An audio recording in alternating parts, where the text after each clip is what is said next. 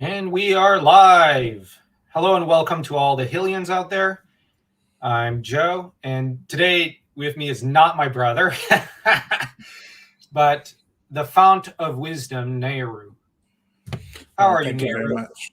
I'm doing pretty well today. How are you doing? I'm pretty good.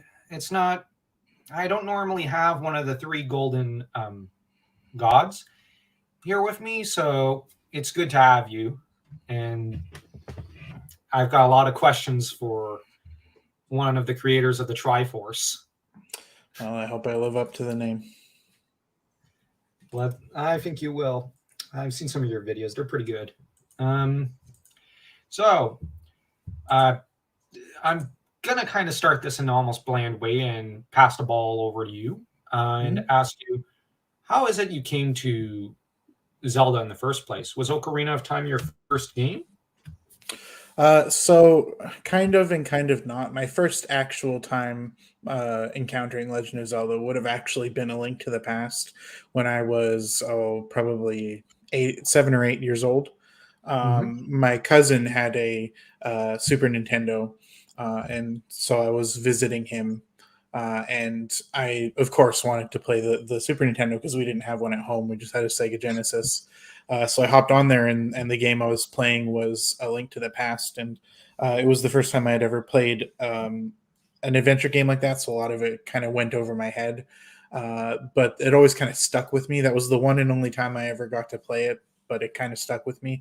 And then a couple years later, when I was maybe 11 or 12 years old, for Christmas, my mom got me like a secondhand Nintendo 64 with a whole bunch of games, and Ocarina of Time was one of them. And when I was looking through this big pile of games, I recognized the guy in the little green hat on the manual looked a lot like the guy in the hat from that other game I played, and the logos looked really similar. So that was the first game I threw in, and I was just hooked from there. I think I played Ocarina of Time uh, well over 40 times. I actually, uh, we used to have, I used to live in a log cabin, and we all we had was the N64 and then some older consoles. So I didn't have many games to play. So I just replayed the ones I liked over and over again. And every Wait, time, what's that? you lived in a log cabin as well? I I lived in did. one Yep. as a kid. Oh, there you go. That's funny. Yeah. But yeah, the reason that it being a log cabin is important is because every time I would beat the game, I'd walk over and I'd put a little scratch on my wall to make like a tally. And I think Oh when God, we moved out of that house, I think I was at like 35 or 36 times having beaten the game. that's So incredible. yeah, That so it wasn't my first. Technically, my first was Link to the Past, but it was definitely the one that hooked me. you were obviously a better gamer than I was as a kid. I never made it very far in Ocarina of Time as a kid. Took me a good while to get through it, and to beat Twin Rova in particular. Mm. Um, I had to get my older cousin to do it until I was maybe 12 or 13 is when I could finally beat that boss on my own. Um, so it definitely took a while for me to be able to beat the game entirely on my own. So don't feel too bad. Well, I don't. I've come to accept that I'm not a great gamer. The only games I can really kind of do well in are like Kingdom Hearts and the odd Suikoden game here and there. Mostly, I'm garbage. But you know what? At this point in my life, I play video games for a social reason or to just have fun. But at the same time, I admire those like you or my brother who could conquer such a game. And well, I made it all the way to the castle of Ganon a few years ago, like 5 6 years ago, and then I think my data got deleted or something. I must there something must it was probably because of a storm or something. But as to Ocarina, why is it your favorite? So when it comes to my favorite Zelda game, it's actually a bit of a tie between Ocarina of Time and Wind Waker. I sort of enjoy Wind Waker a little bit more, but I think that Ocarina of Time is a better game. Because to me, I can sort of separate like objective quality from personal taste. Same. Um, So I definitely think, even if I enjoy Wind Waker a tiny bit more, just for aesthetic reasons and atmospheric reasons, I definitely think that Ocarina of Time is the best Zelda game.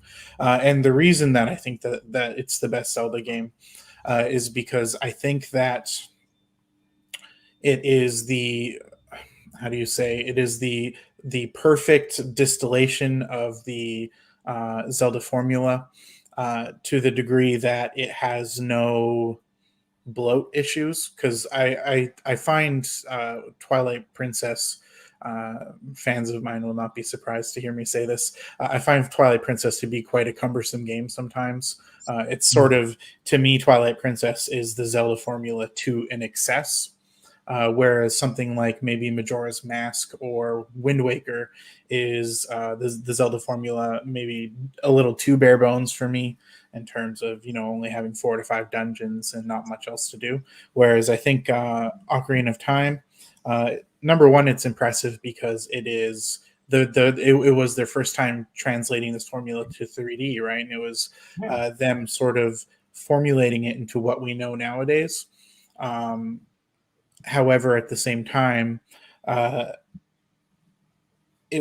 despite being their first time out, it's also, I think, their most successful example of it, because you have, um, you know, just about 10 dungeons, depending on which mini dungeons you count as real dungeons or not.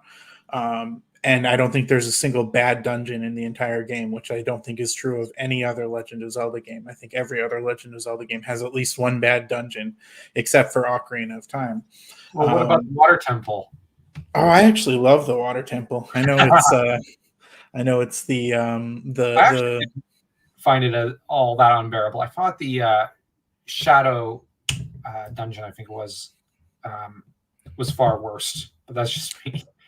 Oh, I have an impassioned defense of the Shadow Temple that I'll give you in a bit here. But Okay, go ahead. for the Water Temple, I think it's just complicated, and because most people played the game when they were kids, and that temple really stumped them, it sort of rests as an evil beast in their mind. But I think if you go back to it as an adult, there's one key in particular which stumps people every time, which is the key underneath the main level in the center column room, and I forget that key every time too. So I can understand why people get so frustrated, because they're just running around looking for that key like a headless chicken, and then you end up looking up a walkthrough and then kicking yourself.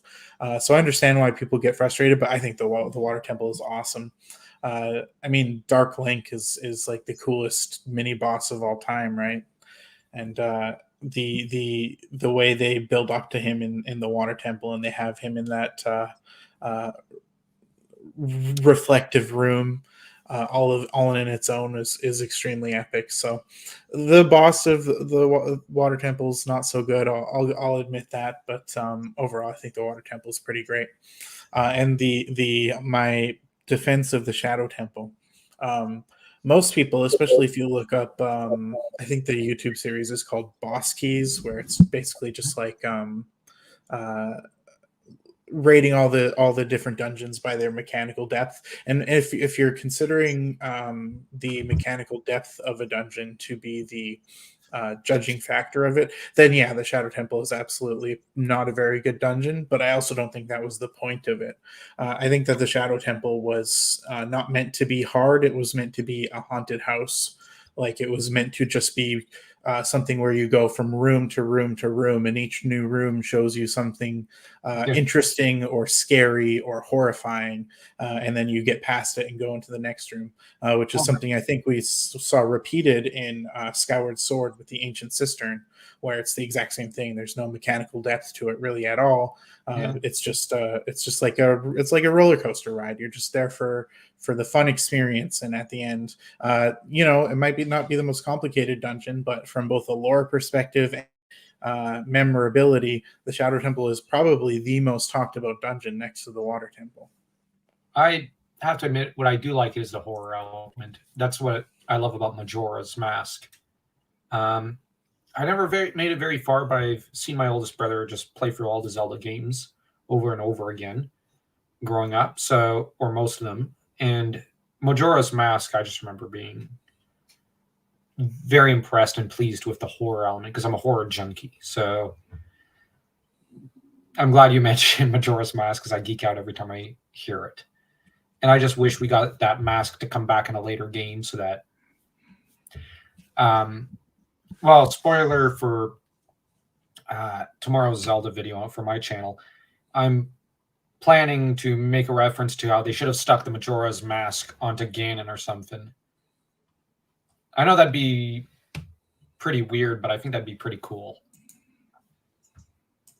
Yeah, that would be definitely interesting thing. One thing I always have to sort of relay to people and remind people when they're sort of theorizing about the next Zelda games, and I tried to do it with this game too, is that the Zelda team is very picky and careful about bringing people back. There are certain characters that you can expect to see in every Zelda game, like Link and Zelda, Ganondorf in most of them. And Ganon. Minor characters, yeah, and Ganon. Minor characters like Beetle and Tingle, but there was a big push for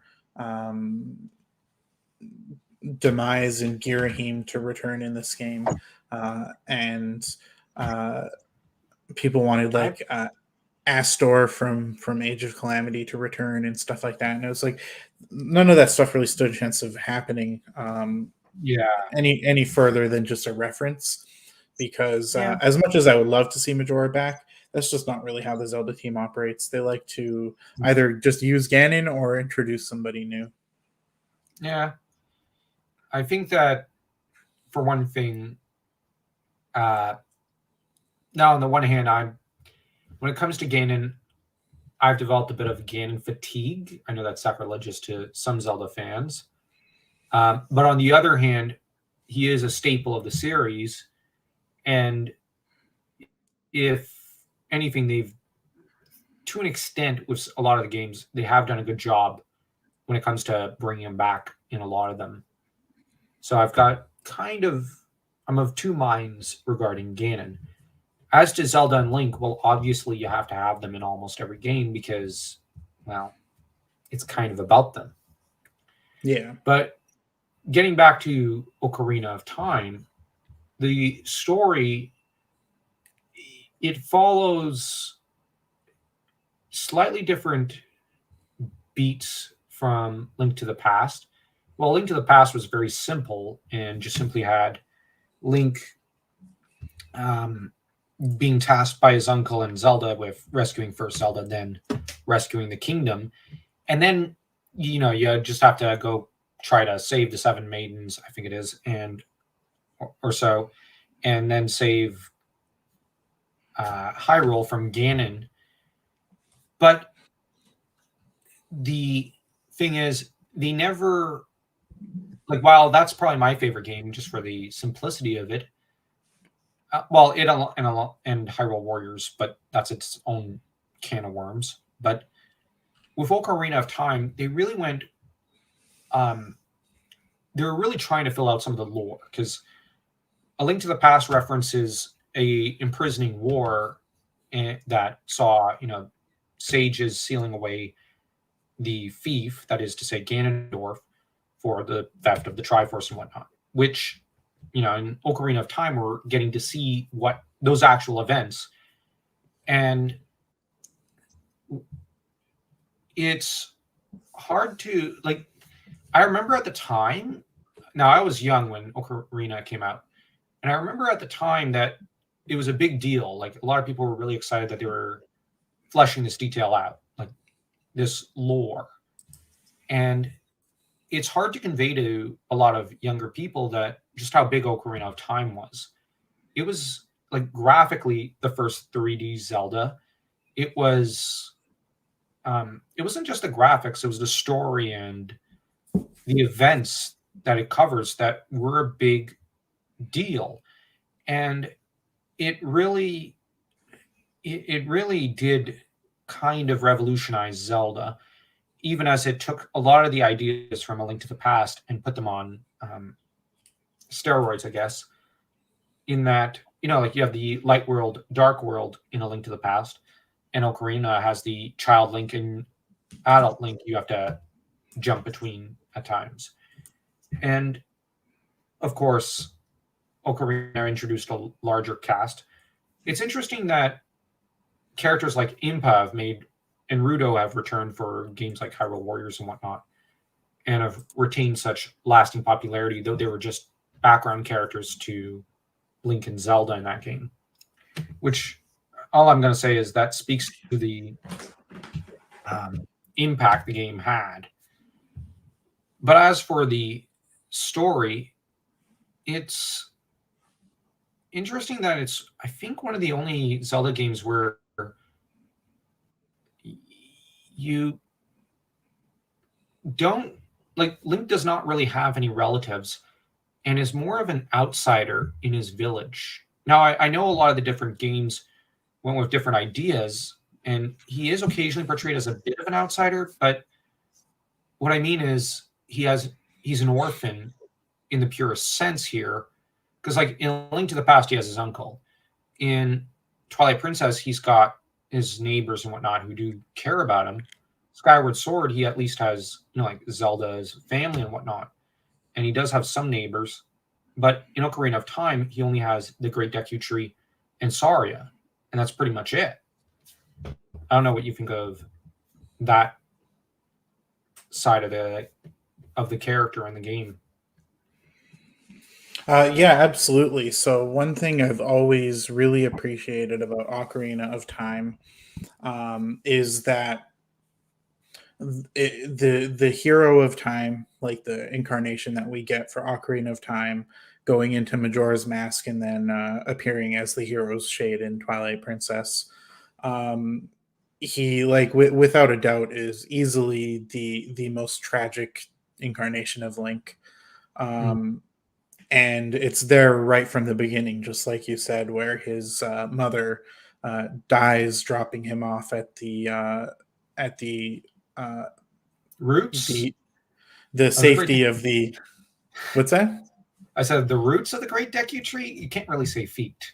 Yes, yeah, yeah. She dies, dropping Link off as a baby at the roots of the Great Deku Tree, and then he lives his whole life sort of being othered because he doesn't get a fairy, and he only really like. It seems like the other Kokiri are fond of him, but aren't particularly. They don't know. He's They're not one of them. Yeah, exactly. They're fond of him, but there's always a little bit of distance there, except for Saria, who Mm. is his truest friend.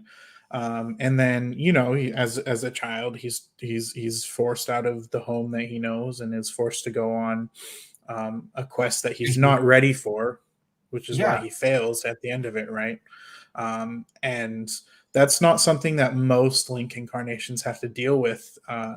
To quite the same degree is going through failure. Like I think just what every Link does have one moment in their hero's quest where they do fail, but none of them fail quite to the degree that the hero of time does, where he dooms Hyrule by letting Ganondorf into the sacred realm, right?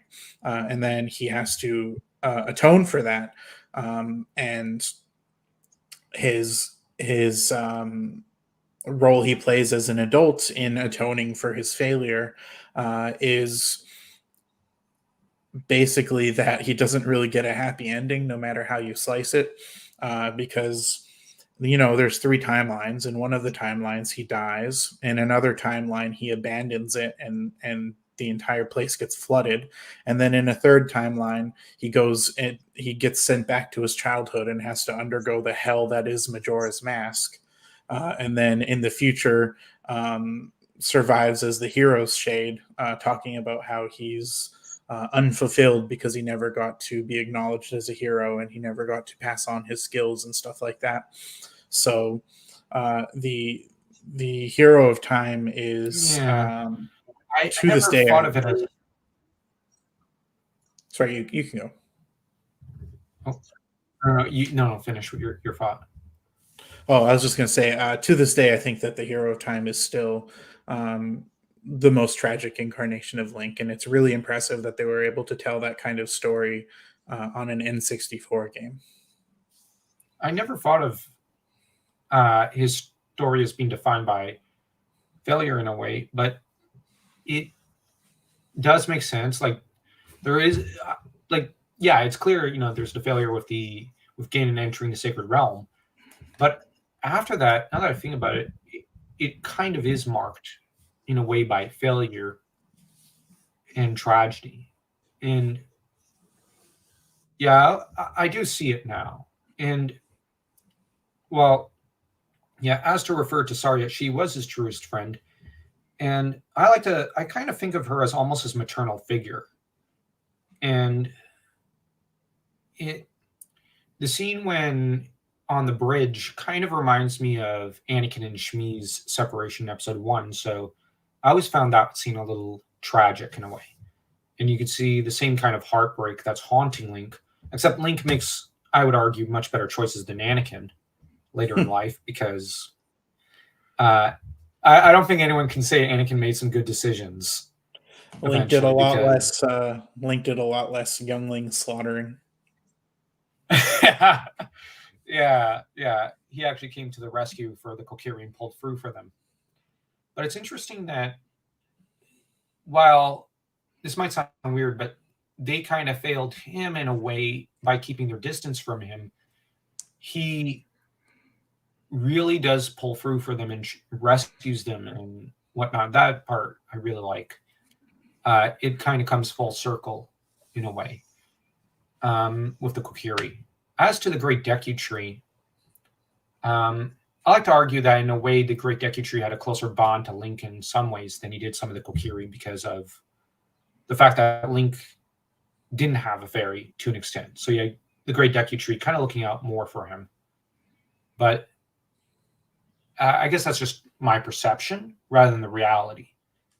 But you do get a strong sense that there's a fondness on Navy, on Saria and Deku Tree's parts towards Link, who is an orphan and does have to rise to the occasion, go on the hero's journey. But it's kind of, like you said, it's almost a doomed affair. And now that I think about it, I guess there might be some similarities between Link, the hero of time, and maybe Frodo from Lord of the Rings. It's a doomed venture. Frodo ultimately fails. And for his failure, he has to go west and pretty much to die on Tall Arisea, I think it is. So they're punished for their failure in a way. And that's where it is fairly tragic with them. And like I also have to admit that I do want to ask you, like, what if you've read the Zelda manga of A Link to the Past? I think I have. To be truthful, I'm a little hit or miss on the manga. I like some of it. I don't like quite a lot of Same. it. I find that it plays it can play pretty fast and loose with established ideas in ways that I just really don't enjoy. I remember the Link to the Past one being pretty enjoyable. I do Same. not like the Majora's Mask one. I vehemently dislike the Majora's Mask one. I haven't read that one. But A Link to the Ocarina, I was going to say, I don't like some of the dynamics between Zelda and Link in there because Link just he's he's so into Zelda, but it doesn't make any sense because he doesn't even know her to an extent. Yeah. But on the other hand, Malon's turned into a bit of a creepy weirdo. But the part I did like was Volvagia in there. I actually think that the manga kind of did Volvagia better than the game did, where this was essentially Link's pet, and then Ganon kind of possessed Volvagia, maybe not knowing of the bond. And this is one of the greater tragedies of the game, and I thought that was one of the moments in the manga where it was fairly, it set a tone for Ocarina. Yeah, I feel for the Volvagia, change in the manga. I feel torn on it. Like I do, I do. I found the relationship between Volvagia and Link to be compelling, and obviously it was really sad to watch Link have to more or less put his dog down. But that being said, I Yeah, also don't love the change because I find it lore. really meaningful for Volvagia to be an ancient threat that used to terrorize the Goron, because I think that gives a lot of impetus to Ganondorf, both to show how evil he is, but also how intelligent he is.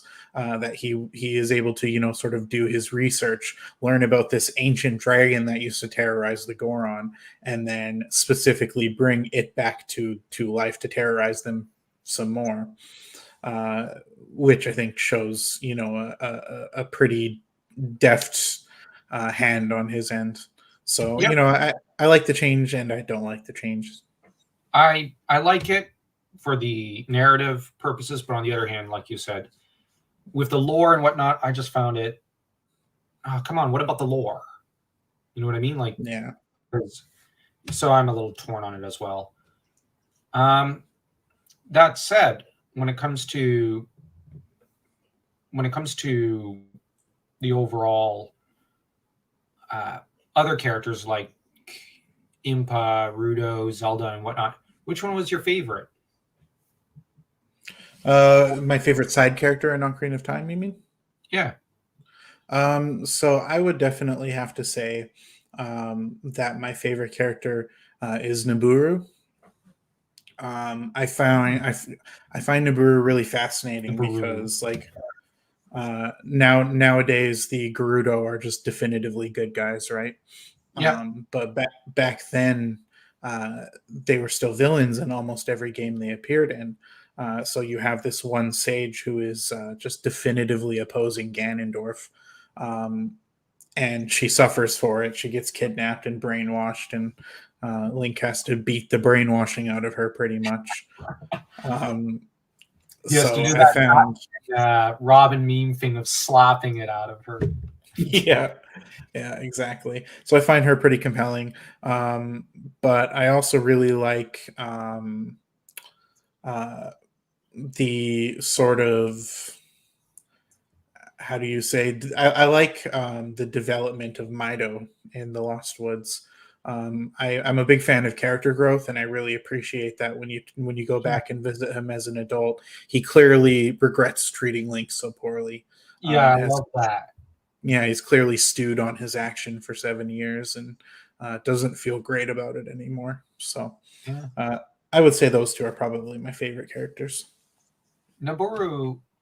Honestly, I remember really liking her as a kid, and the Gerudo are something that I like the transition from semi-villain, semi-anti-villain type characters towards anti-heroic, towards now kind of heroic sorts. And I like the development of them from kind of barbarians to slash tribal people to a pretty advanced civilization in Breath of the Wild and whatnot. That I thought was.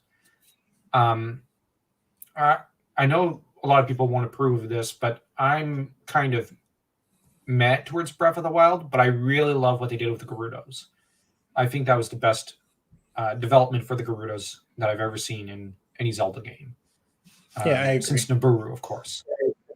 Like the what they did with the Gerudos, I think, like it just there's so much detail, there's so much work put in. That's where I real it. Even if I've got mixed feelings about some elements of the games, it does like knowing that they can do something like that gives me hope for the next game. So that I see it as well.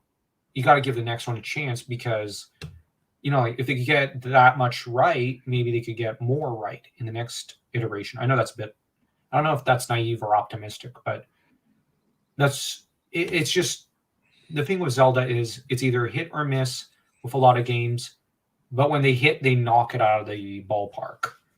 And nowhere is that truer than with Ocarina of Time to an extent.